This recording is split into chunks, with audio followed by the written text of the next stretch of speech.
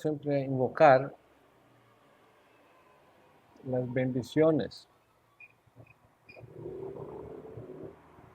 de nuestros maestros,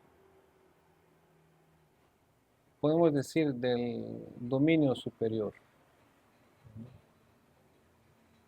para acercarnos con actitud apropiada al contenido trascendental. Y también para pedir sus bendiciones.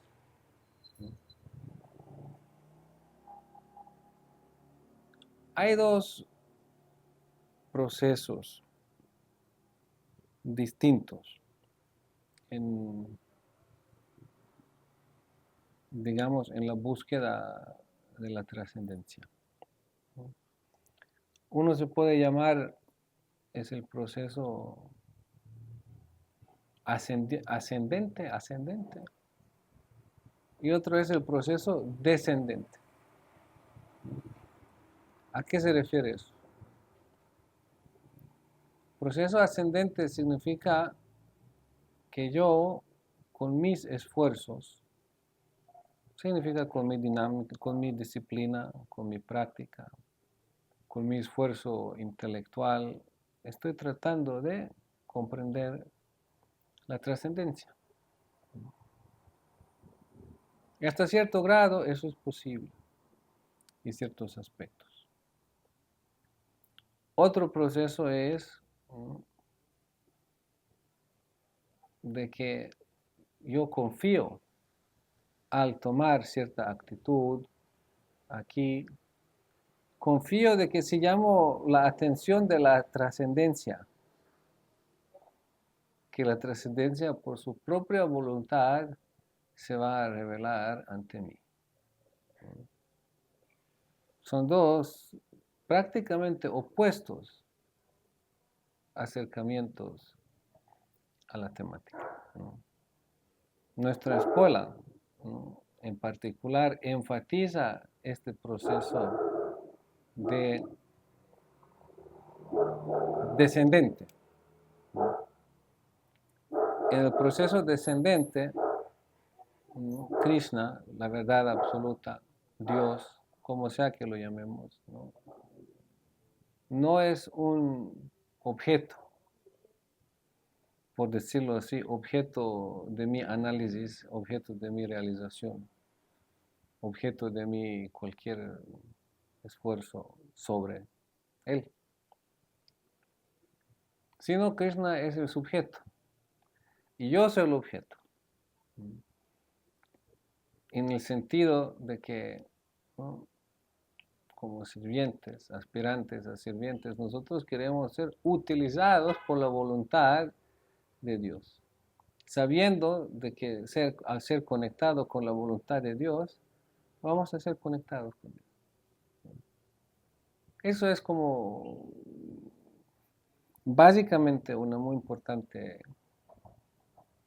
consideración cuando nosotros leemos, analizamos, hablamos, ¿no?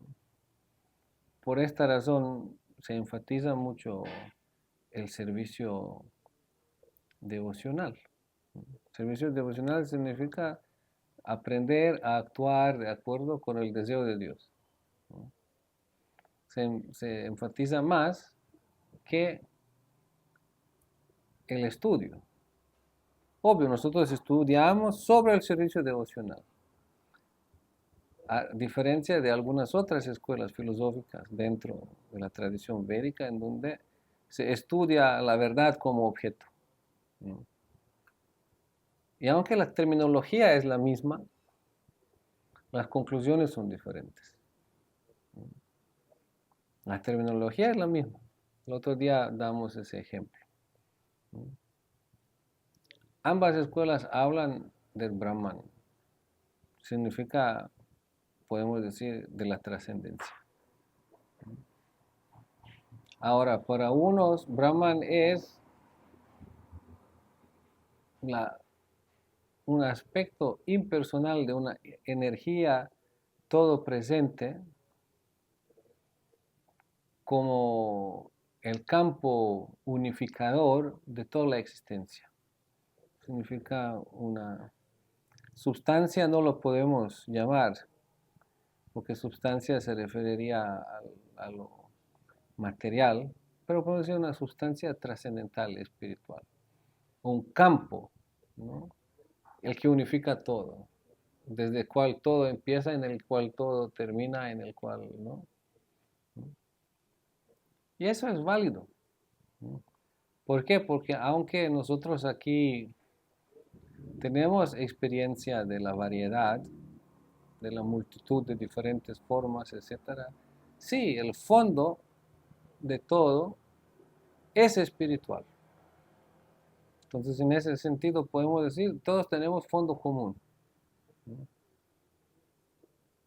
Ahora, ¿qué es este fondo común? Por esto en el Sri Upanishad, como mencionamos, el quien ora, ora ¿cómo? Dice, remueva esta refulgencia que me deja, que veo, o que me deja espiritualmente ciega, para yo poder ver, ¿no? Damos ese ejemplo cuando alguien está cerrado, bajo, en oscuridad mucho tiempo, ya cuando sale, ya un poco luz ya lo hace ciego. ¿Qué decir de mucha luz? ¿No? Así también cuando nosotros salimos de la ignorancia material a la luz espiritual, entonces nos vemos ciego. Pero aunque nosotros vemos ciego, indiferenciado, eso no significa de que no hay variedad. Entonces, esta variedad espiritual también es Brahman, ¿no? El Param Brahman también se dice el supremo Brahman, que es, ¿no? Dios. Y cuando hablamos de Dios, nunca hablamos de Dios. Dios no es una entidad apartada de la creación ni de nada, sino es el origen de todas las manifestaciones. Eso ya hemos escuchado también en las oraciones, ¿no? De que todas las energías que existen, ¿no? Provienen de una energía original. Ahora, la variedad de las energías que existen, ¿no? Como existen también aquí en este mundo ondas en diferentes frecuencias, ¿no? Algunas ondas no son visibles para nosotros, no son percibibles, ¿no? Otras sí, ¿no? Así de la misma manera como aquí hay una escala de ondas materiales, también hay una escala de ondas espirituales, ¿no? Es una realidad en sí misma. Entonces el mundo espiritual es creado también, hay una variedad ahí. Y el mundo material también hay una variedad aquí. Con la característica principal de que aquí, ¿no? Aunque este mundo es eterno, en un sentido de que todo es eterno, la materia como tal es eterna, pero es todo el tiempo cambiante, temporal. Las manifestaciones son temporales. Se hacen y se deshacen, ¿no? Es la diferencia. De acuerdo con el Bhagavad Gita, ¿no? El Bhagavad Gita elabora 5 temas principales. Uno es Ishvara, que es Dios, ¿no? Otro es Jiva, que es el alma. Otro es Prakriti, que es la materia como tal, la energía de la materia como tal. Otro es Kala, que es el tiempo, y Karma, que son actividades. De estos 5, ¿no? Jiva, Ishvara, Dios es eterno, Jiva es eterno. Prakriti, la materia, es eterna, ¿no? Siempre de una forma, de una materia, ¿cómo se dice? Original, materia original, después ya movida por las almas y por esta energía, se empieza a mover, se empieza a manifestar diferentes, ¿no? Como una bola de plastilina. Y de la bola de plastilina se hacen muchas formas y después otra vez se regresan a la bola de plastilina, ¿no? Entonces las formas como tal son temporales, pero la plastilina como tal, la masa, es eterna. Y el tiempo como tal también es eterno, ¿no? Y el karma, las actividades como tal, pues dentro del tiempo parecen ser temporales, ¿no? Pero de ciertas formas también karma siempre existe. Entonces eso es esa creación en donde nosotros nos encontramos. Y estas oraciones de Gajendra, como lo hemos escuchado estos días, ¿no?, son dirigidas al origen de la existencia, ¿no? Entonces él está tomando su refugio ahí. Bueno, estamos en el verso 16 y dice: mi Señor, como el fuego en la madera araní, tú y tu ilimitado conocimiento permanecen cubiertos por las modalidades de la naturaleza. Tu mente, sin embargo, no presta atención a las actividades de esas modalidades. Las personas de conocimiento espiritual avanzado no están sujetas a los principios regulativos que se dictan en las escrituras védicas. Esas almas avanzadas son trascendentales y por ello tú apareces personalmente en sus mentes puras. Yo te ofrezco mis respetuosas reverencias.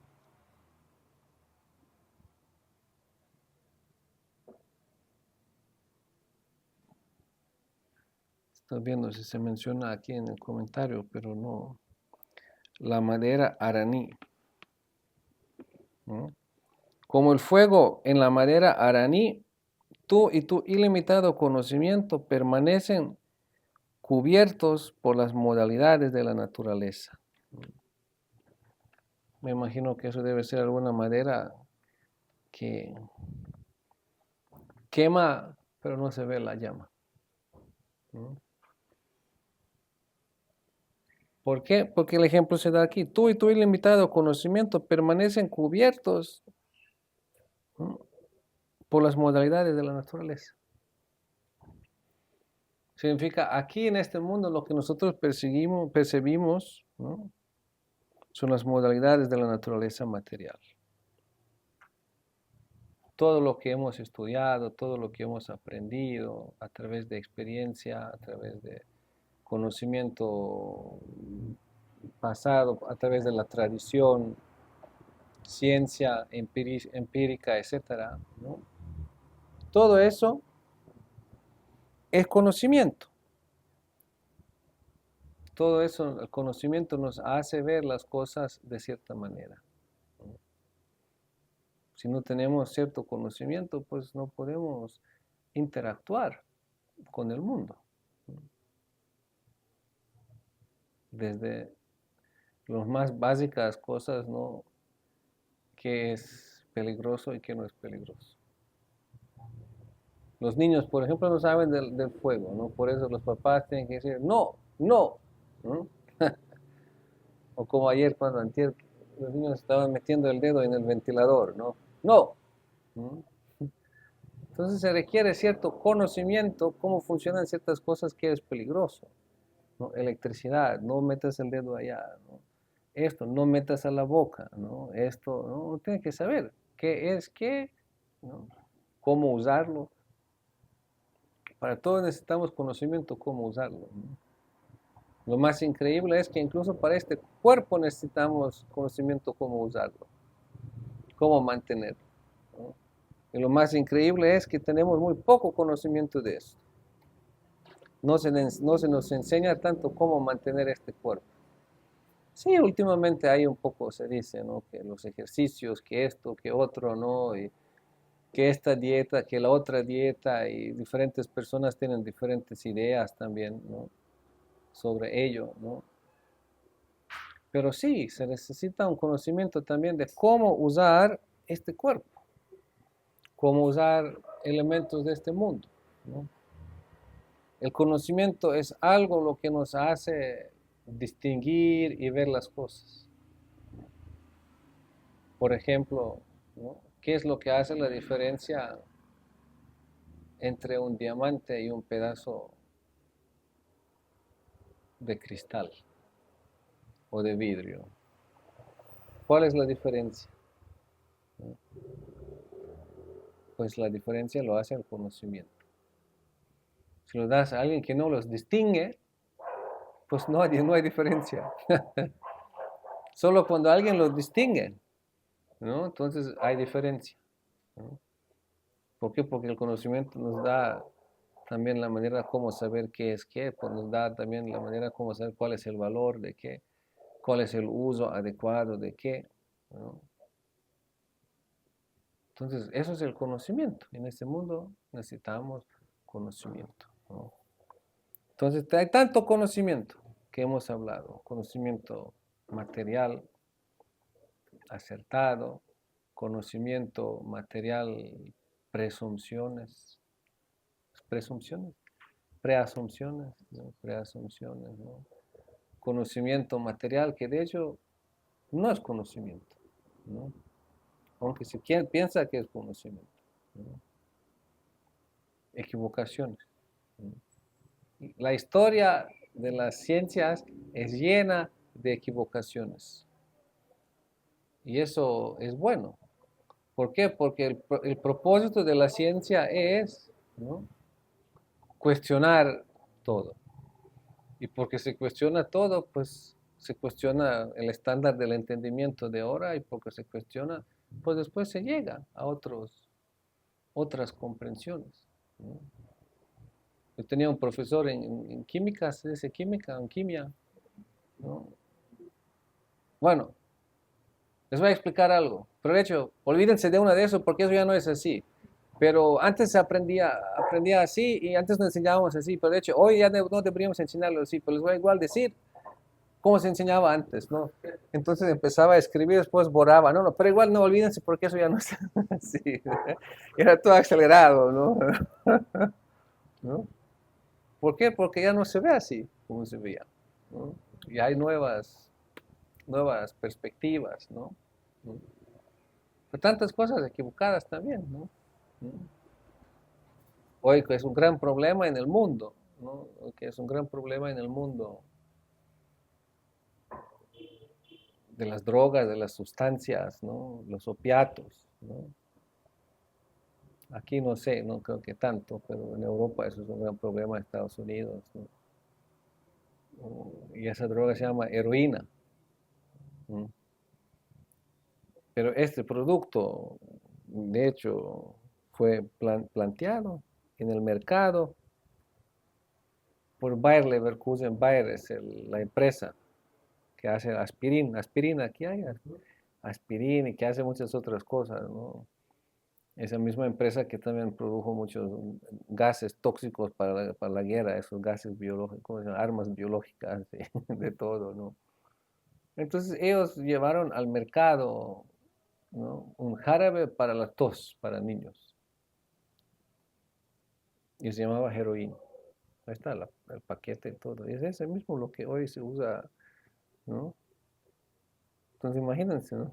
Es como ciencia supuestamente saben y supuestamente, pero van hasta tal grado, ¿no? De llevar un jarabe para tos al mercado, ¿no? Que de hecho es algo que hoy en el día se está muriendo la gente masivamente, se está volviendo adicta, ¿no? Entonces, sí, era un conocimiento de desarrollar eso, ¿no? De empacarlo y también un conocimiento de marketing, ¿no? De llevarlo al mercado y todo, ¿no? Pero igual al fin de cuentas era equivocado, ¿no?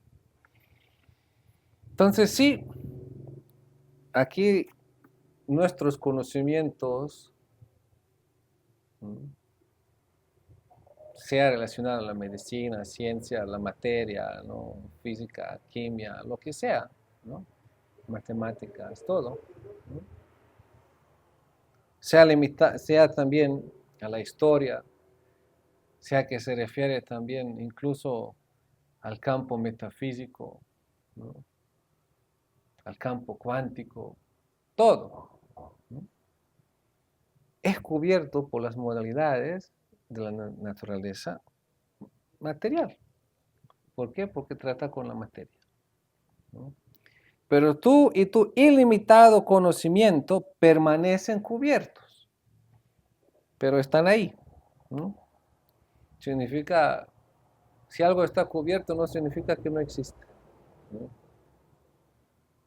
Tu mente, sin embargo, no presta atención a las actividades de esas modalidades. Significa, tú estás siempre en la trascendencia. La trascendencia siempre está en ti, ¿no? Dentro de ti y alrededor de ti. Significa esa parte. Las personas de conocimiento espiritual avanzados no están sujetas a los principios regulativos que se dictan en las escrituras védicas. Principios regulativos que se dictan en las escrituras védicas se refiere a procesos regulativos, a procesos de hacer y no hacer en función a, ¿no?, ir elevando la conciencia. Significa, ¿no?, manteniendo la salud de tal manera para que la conciencia no quede afectada, ¿no? Viviendo con este cuerpo, relacionándose, ¿no?, considerando los biorritmos, ¿no?, día, noche, ¿no?, diferentes horarios, ¿no?, para ir en sintonía, sintonizando nuestra existencia desde lo grueso físico hasta lo mental, intelectual, ¿no?, digamos, con el ritmo de la vida. Y de esta manera no afectar nuestra conciencia que se degrade, sino de ir elevando nuestra conciencia. Eso es cuando la conciencia está muy metida en la materia. Significa cuando nos identificamos mucho con nuestro cuerpo, o cuando nos identificamos mucho con cualquier otra identidad, una imagen de nosotros, que es temporal. Por eso se dice, las personas de conocimiento espiritual avanzado no necesitan estas reglas y regulaciones de esta manera. No están sujetos a los principios regulativos que dictan en las escrituras védicas. Esas almas avanzadas son trascendentales y por ello tú apareces personalmente en sus mentes puras, ¿no? Tú quien eres puro, ¿no?, y no cubierto, pero no limitado o condicionado por la naturaleza material. Y estas almas espiritualmente avanzadas, ellos son trascendentales, tampoco se dejan llevar por la materia. Entonces tú apareces personalmente en sus mentes puras. Yo te ofrezco mis respetuosas reverencias. Por eso dice que el Señor se sienta en el trono del corazón, que es limpio, libre de deseos materiales. El corazón libre de deseos materiales, eso es un gran tema. Eso es muy, muy difícil de alcanzar, porque esos deseos van desde los muy normales, ordinarios, gruesos, ¿no?, hasta deseos mucho más finos y, ¿no?, sutiles, ¿no?, aparentemente ni siquiera egoístas, ¿no?, pero solo en el corazón puro, dice, tú apareces ahí, ¿no?, aunque siempre está ahí, ¿no?, solo que nosotros estamos cubiertos, y porque nosotros estamos cubiertos no nos damos cuenta, ¿no?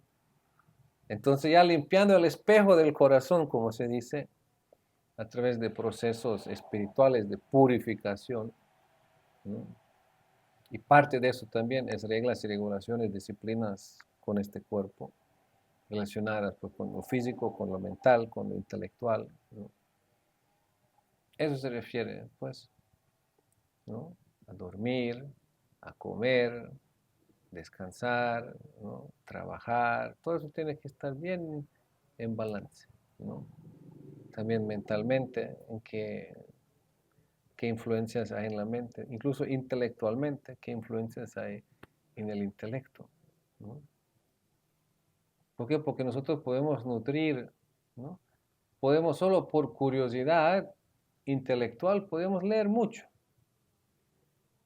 hasta cosas que son como aceite y agua.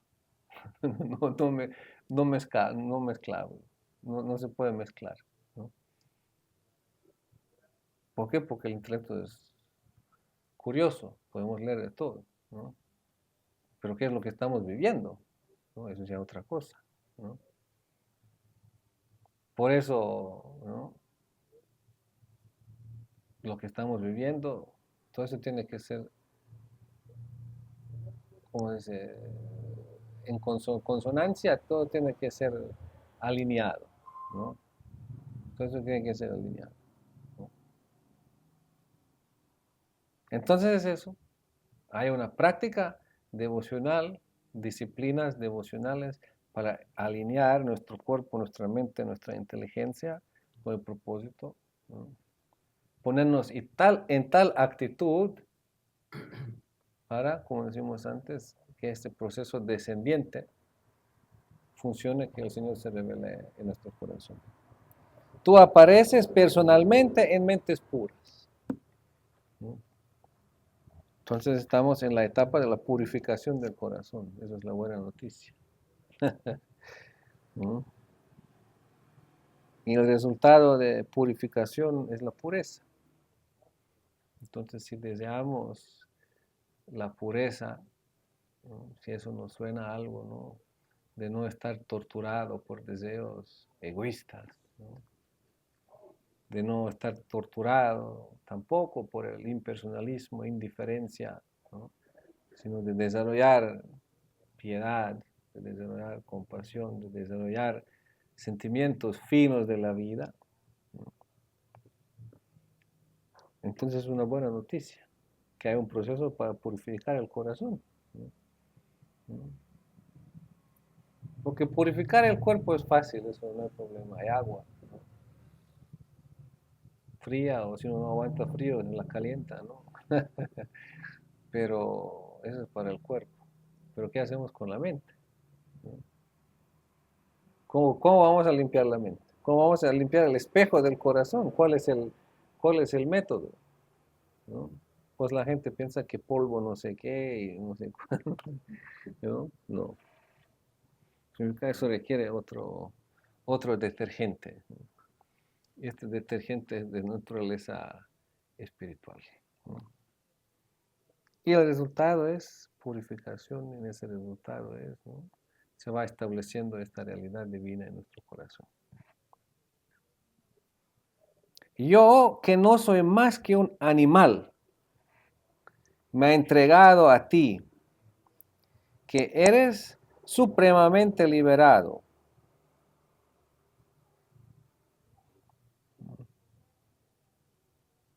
Ciertamente tú me liberarás de esta peligrosa situación.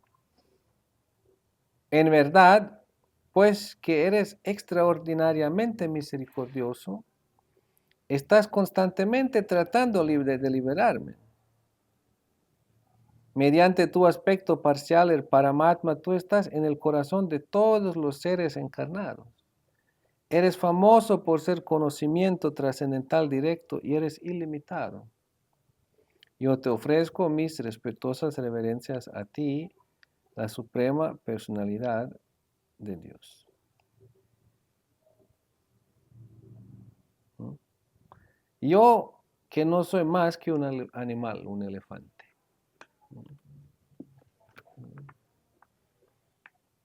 me ha entregado a ti, que eres supremamente liberado.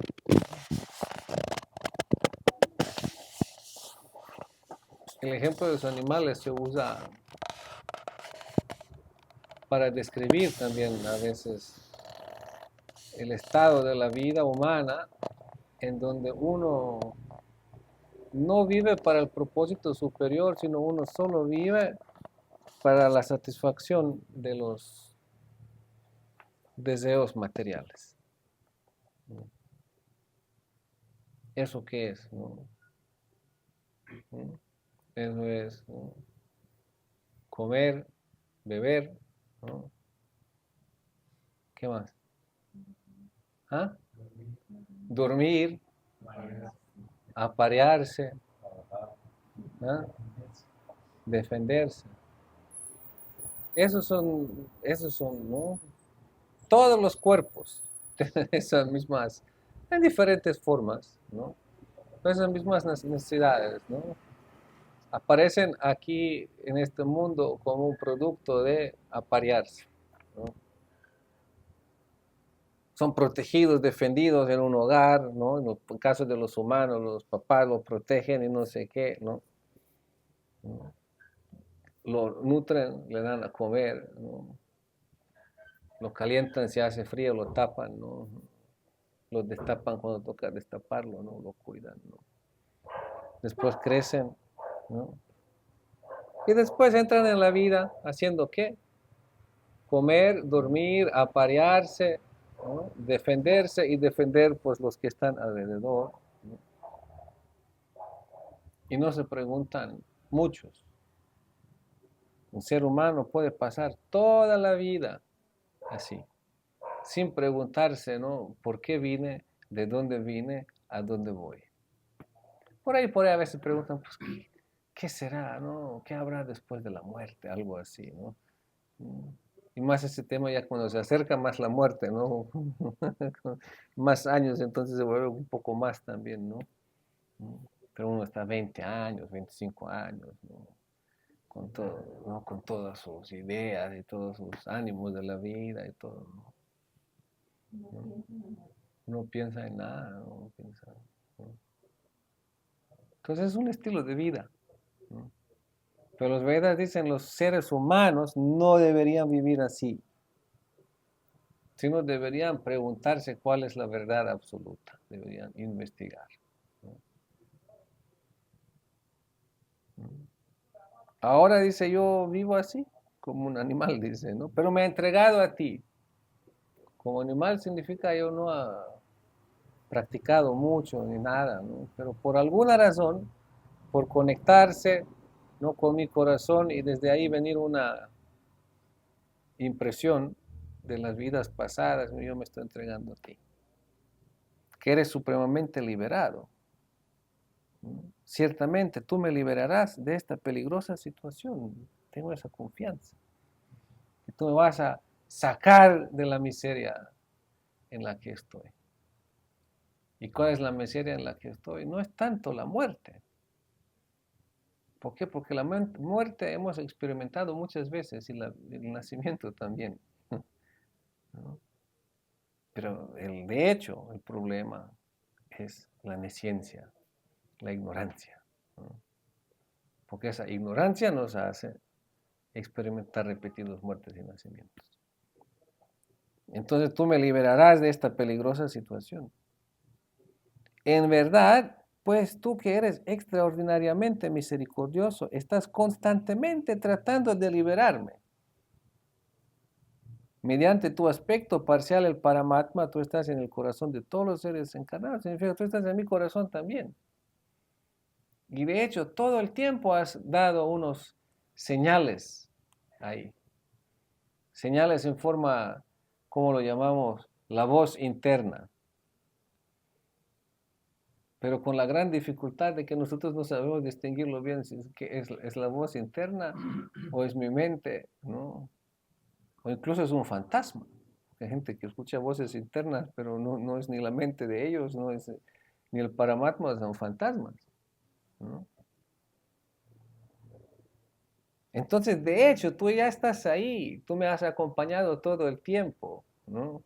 Siempre has intentado, obvio, siempre respetando mi libre albedrío, mi libertad, ¿no? Porque si Dios quisiera forzarnos a algo, ¿no? No tendrá ningún problema de forzarnos a nada, ¿no? Imagínate, ¿no? Si Trump puede hacer lo que quiere, ¿no? Como Dios no lo podría, ¿no?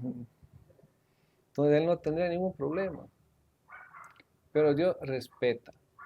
¿Por qué? Porque sin libertad no hay amor. No hay verdadera espiritualidad, ¿no?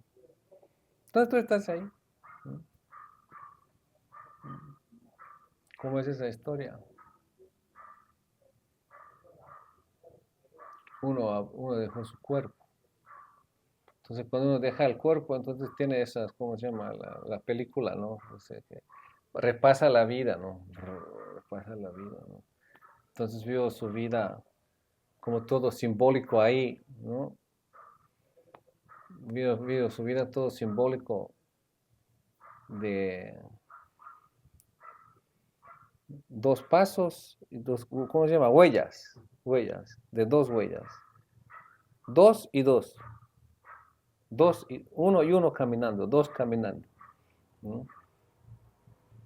Entonces, y se recordaba pues todos los momentos difíciles en la vida, pues es ahí en donde solo había una huella.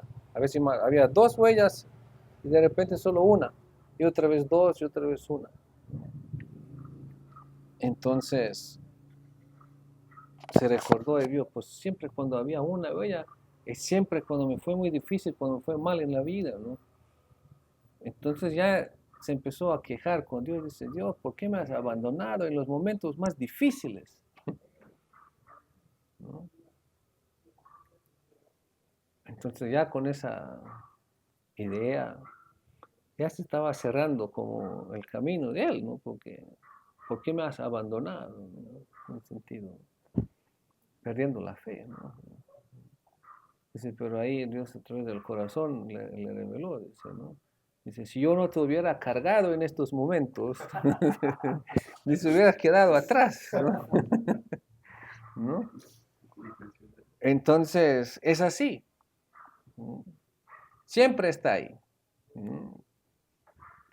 Incluso cuando estamos muy, muy, muy, muy tercos y ya queremos hacernos mucho daño, ¿no? Pues por allá, de repente se hace más prominente y de repente como que nos llega, ¿no? Y aceptamos algo, ¿no? Pero hasta ahí, ¿no? Por eso se dice, esta voz interna, que es el Paramatma, que es muy difícil de distinguir para nosotros en el estado condicionado entre mente y esta voz interna, pero siempre está ahí. Y porque es difícil de distinguir, entonces se dice, ¿no? Uno tiene que aceptar un maestro espiritual, quien es la personificación de esta voz. Significa, esta voz ya pasa a través de un maestro espiritual y lo habla uno y uno puede preguntar y responder y establecer una relación.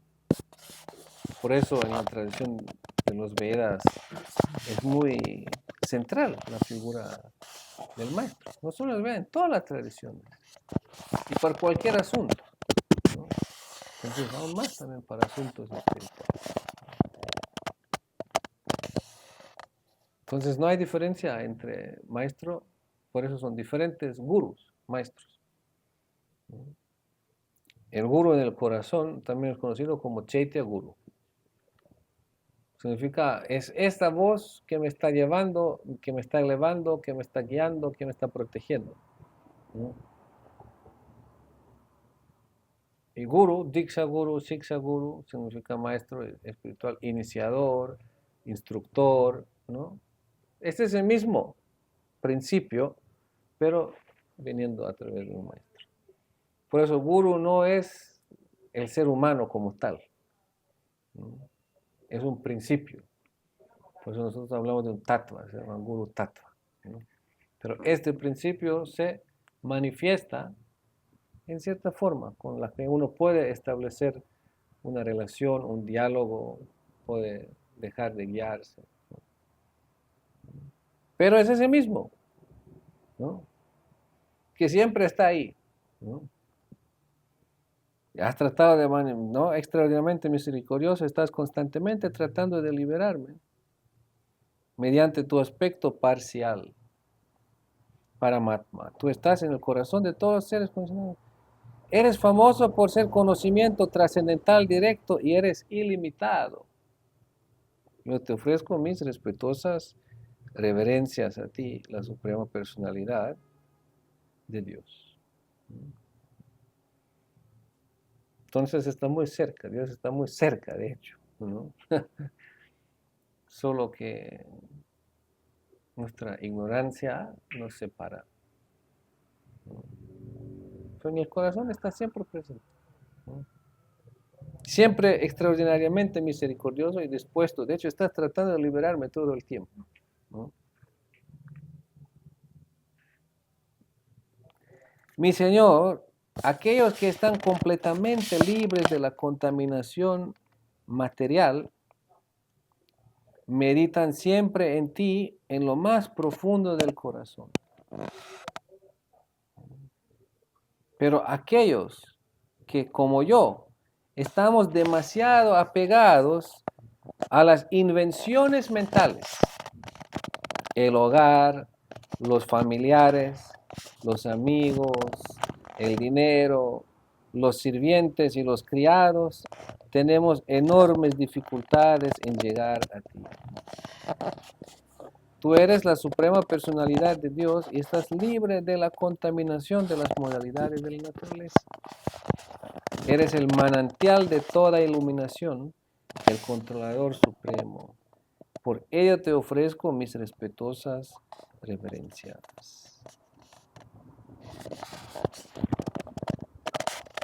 Entonces, aquellos que están completamente libres de la contaminación material, meditan siempre en ti en lo profundo de su corazón. Significa, no hay un momento en donde su existencia no va a ser guiada por la presencia de Dios, por el hecho de que Dios existe, por el hecho de que su naturaleza es de sirviente de Dios. Nunca va a ser. ¿No?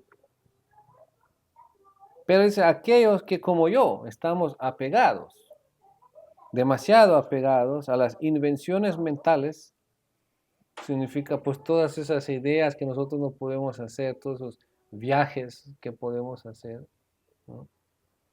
Y apegados también, ¿no? Al hogar, los familiares, los amigos, el dinero, los sirvientes, los criados, ¿no? De quienes nos creemos ser dueños, controladores, sus sustentadores y disfrutadores, ¿no? Para nosotros, dice, es muy difícil. Aquí, por favor, que eso se entienda bien. Eso no significa ahora de que si yo, ¿no? Dejo el hogar, dejo la familia, dejo los amigos, dejo el dinero, dejo los sirvientes, los criados, voy a estar más cerca de Dios. No. Voy a estar más cerca al psiquiátrico. ¿No? Porque eso no es nada. Dejar todo eso es solo frustración, eso es solo antinatural, ¿no? Las invenciones mentales, esas sí los podemos dejar sin ningún peligro, ¿no? Eso es otra cosa, ¿no? Invenciones mentales, ¿no? Lo más antes que los dejamos, eso es mejor, ¿no? Y con estos otros aspectos de la vida, ¿no? Tenemos que tenerlos, pero tenemos que trabajar el desapego, ¿no? Desapego es diferente a renuncia, muy diferente, ¿no? Renuncia significa echar algo, tirarlo, ¿no? Desapego significa llevarlo de manera adecuada, ¿no? Pero todo en función de mi propósito principal, ¿no? Entonces aquí se habla de apego y desapego, eso no se habla de, ¿no? De estar o no. Por eso nuestro Acharya Bhaktivinoda Thakur en muchas de sus canciones dice, sea en el bosque o, ¿cómo dice? O en tu casa, en el nombre de Hari canta, ¿no? Eso ambos es igual. ¿Por qué? Porque nuestra meta no es renuncia, sino devoción, ¿no? Y a través de la devoción viene el desapego, ¿no? O renuncia. A través de la renuncia no viene la devoción. Eso es. Muchos malentienden eso, entonces ya empiezan a renunciar, ¿no? Pero eso solo, a través de la renuncia viene la frustración, ¿no? A través de la devoción viene la renuncia y ahí no hay frustración, ¿no?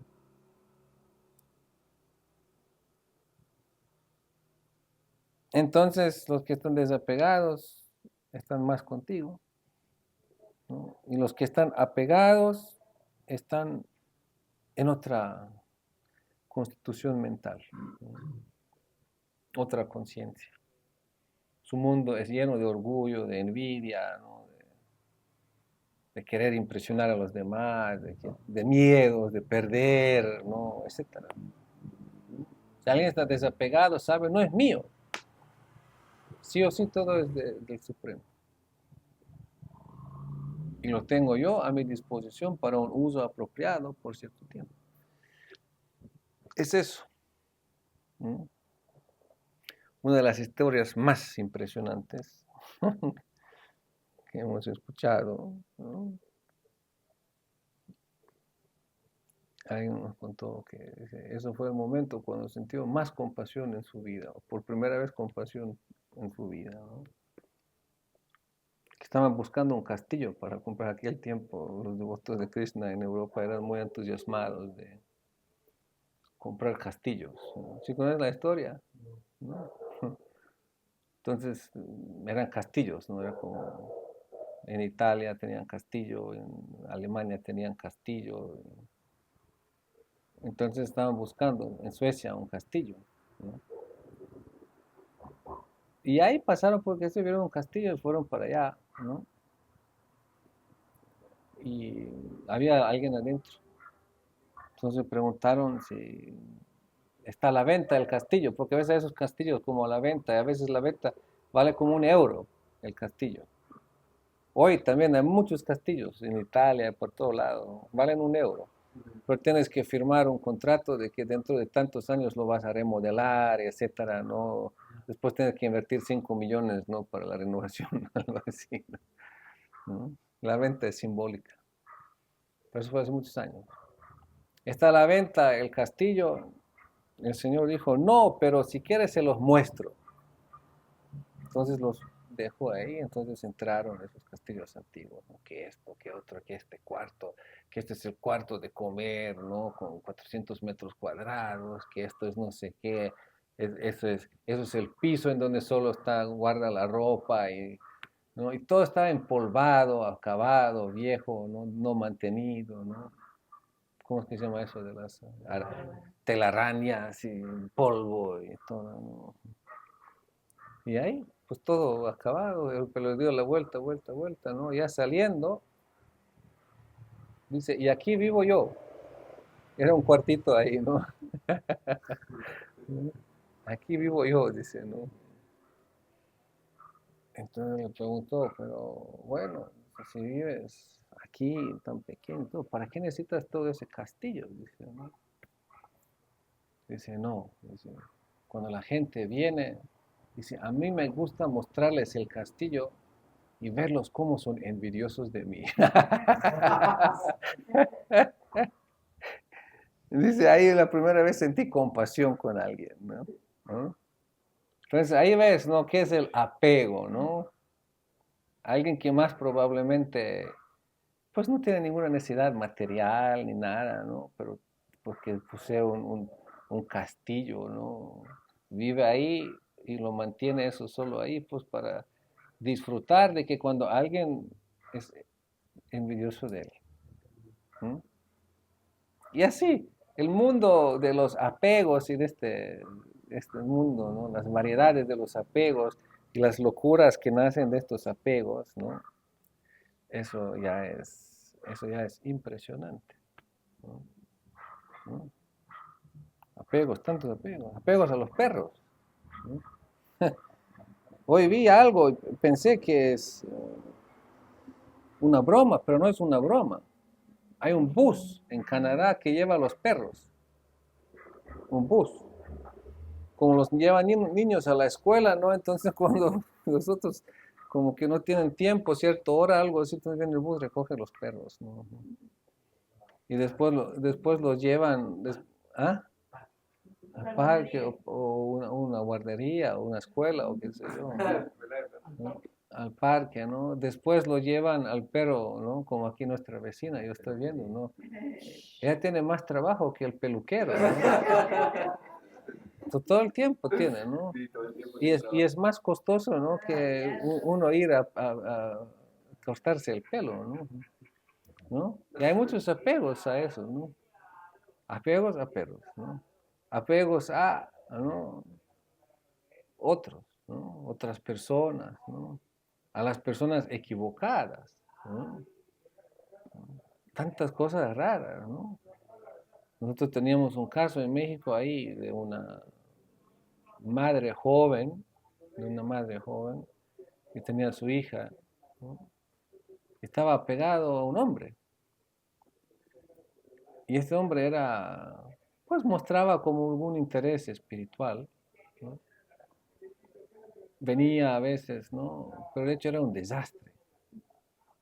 Se drogaba, era muy violento y todo, ¿no? Pero ella estaba muy apegada, ella pensaba, ¿no? Es el hombre de la vida, ¿no?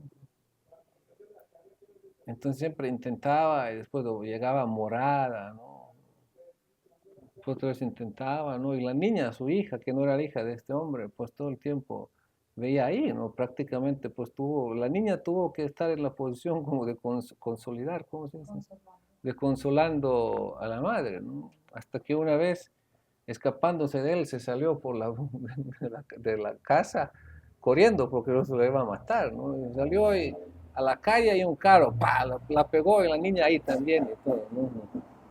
Ahí ya llegó no morada, sino llegó todo rota, no estoy en un hospital. El carro lo chocó, ¿no? Apego, ¿no?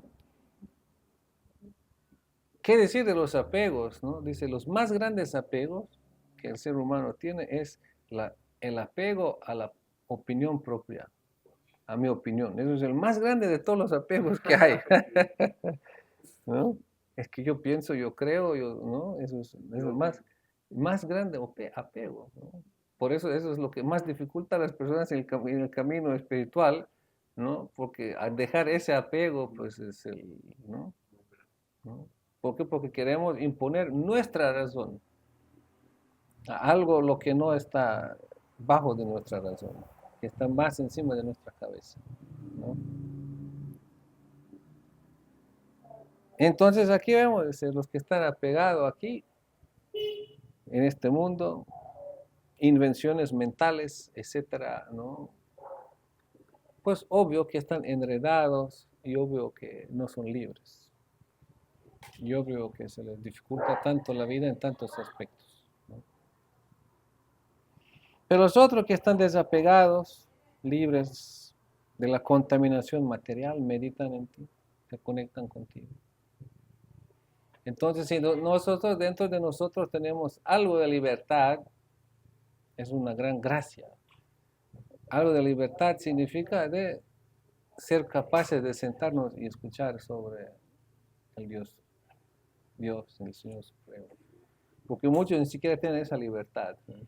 Hay algo dentro de ellos tan fuerte que no les permite, ¿no? Si ya tenemos algo de esa libertad, ya muy bien. Ahora, si tenemos algo más de libertad, ¿no? De dogmatismo y de ciertos prejuicios, algo así, pues muy bien, estamos muy, muy favorecidos, ¿no? Para avanzar, ¿no? Porque en caso contrario, pues ahí, ¿no? Cuántas cosas como esas prepotencias, prepotentes, ¿no? Gente prepotente, ¿no? Yo puedo, yo sé, desafiando la fe de los demás, ¿no? Me pasó el año pasado en India, y, ¿no? En Kurukshetra. En Kurukshetra hay varios lugares significativos ahí, es donde el Bhagavad Gita fue revelado, ¿no? Pero ahí al lado de un lago tienen una, como una deidad, una murti, una figura de Dadichi Rishi. Dadichi Rishi está ahí en el Bhagavatam también la historia, ¿no? Es un rishi, un sabio quien ha dedicado o ofrecido, sacrificado su hueso para que hacer una arma de ese hueso, ¿no? Por el bien del mundo, ¿no? Entonces nosotros estuvimos ahí viendo, leyendo lo que decía en la tabla y todo, ¿no? Y vino una persona ahí, ¿no? Entonces nos estaba viendo ya desde antes cuando caminábamos y todo, ¿no? Y ya agarró el momento cuando estuvimos parados ahí, ¿no? Vino y ustedes creen en esos cuentos, ¿no? ¿Qué es eso, no? Alguien dio su hueso y no sé qué. Empezó ahí. ¿Cómo pueden creer en eso? No quiso hacernos sentirnos bobos, ¿no? ¿Cómo pueden tener fe en algo así, ¿no? Pero bueno, lo hicimos entender que no le vamos a entrar al juego, ¿no? Entonces, no, se fue. ¿No? Entonces hay de todo en ese mundo. Entonces, si nosotros tenemos algo de esa disposición, inclinación, apertura, bueno, ya somos muy afortunados. Toca cuidar eso, apreciar eso y ir cultivando eso, esa fe, esa disposición. ¿No?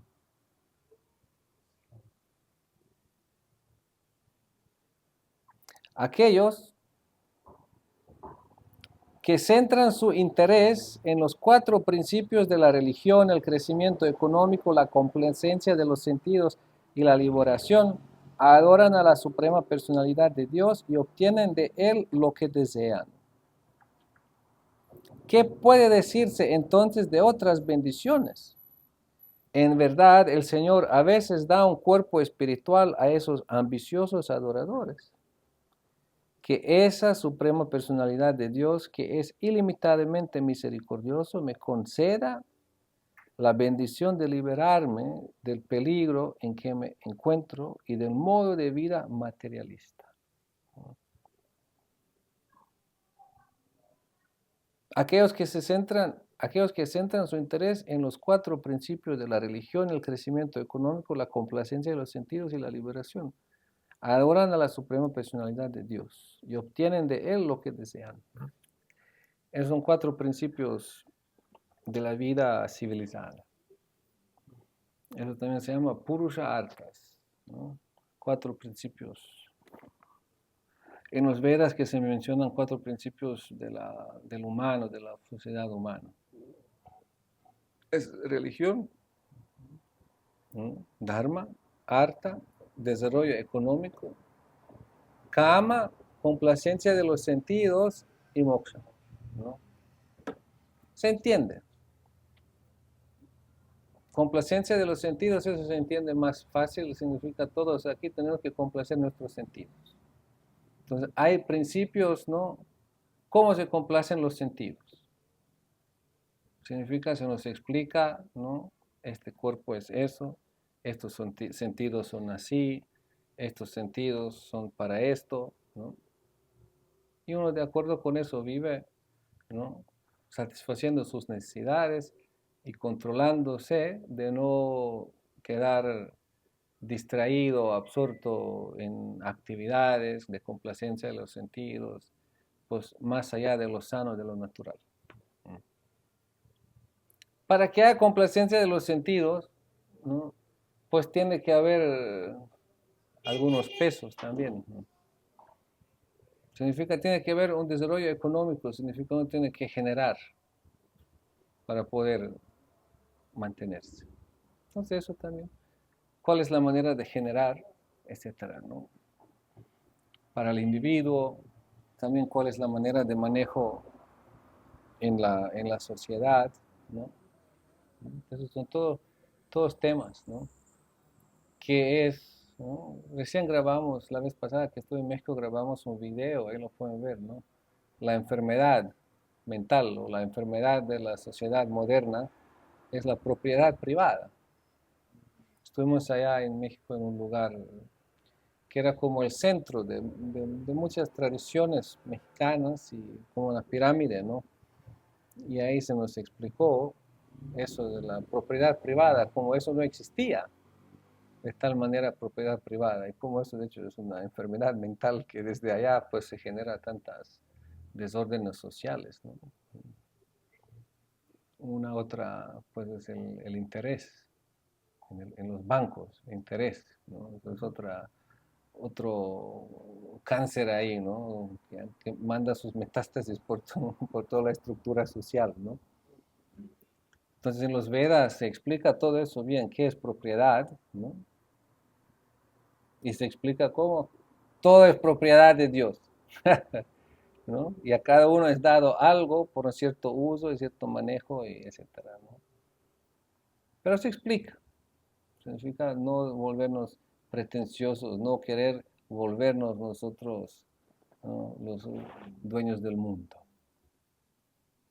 Todo que seamos sanos, ¿no? Religiosidad significa es cómo nosotros podemos vivir de acuerdo con nuestra naturaleza, ¿no?, en sintonía con el propósito de la existencia. Significa toda la existencia, todo lo que se mueve, ¿no? Hay detrás de la existencia, hablamos de las vibraciones y diferentes, ¿no? Detrás de las, ¿no?, hay un principio funcional. Significa como una onda, ¿no? Y si nosotros nos conectamos con esa onda, entonces nuestra conciencia va a ir despertando, elevándose, no nos vamos a degradar, ¿no? Entonces religiosidad significa conectarnos con esa onda, significa en sintonía, ¿no?, con un principio elevador de la vida. Y en última, moksha quiere decir liberación, significa a través de, cuando uno hace todo aquí bien, al fin, ¿no?, uno se libera del condicionamiento material, ¿no?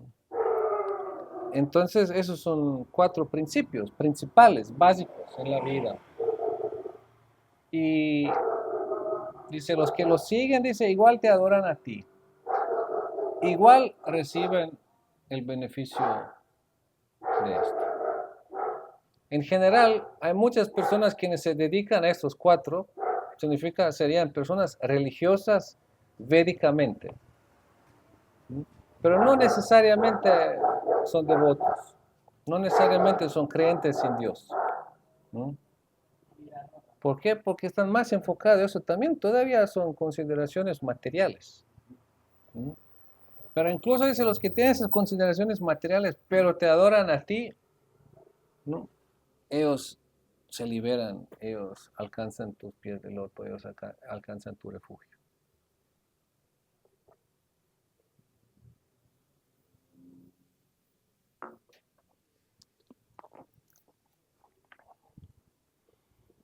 Entonces,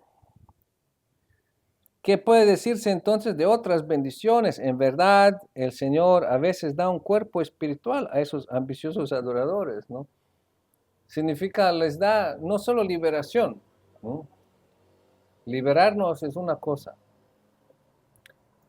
Liberarnos no significa todavía ningún logro, ningún éxito, ninguna adquisición espiritual, ¿no? No ser materialmente condicionado no significa ser espiritualmente realizado. Por eso dice, el Señor les da un cuerpo espiritual, significa les da una identidad espiritual, les da una conexión, una eterna relación con Él, ¿no?, que esa suprema personalidad de Dios, que es ilimitadamente misericordioso, me conceda la bendición de liberarme del peligro en que me encuentro y del modo de la vida materialista. Entonces, esa es la oración de Gajendra aquí, ¿no?